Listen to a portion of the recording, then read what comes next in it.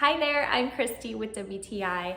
I love to decorate my dining room table when it's not in use, and I just found the most beautiful table runner from D2 that's added the perfect design element to this space.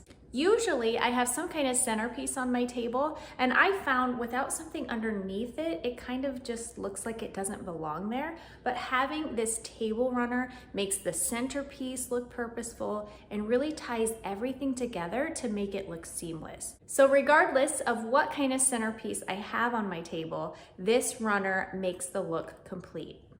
I also really like the print on this runner. I didn't want something plain, but I also don't like big, bold, intricate designs. This simple stripe with the rectangle accents is perfect.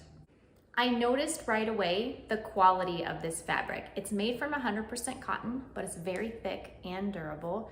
This is a fantastic length too. It's 108 inches long. That was really important to me because I wanted lots of overhang on either side of the table. So this length provides me with exactly that. And then on the end, you have this beautiful macrame fringe to complete the look.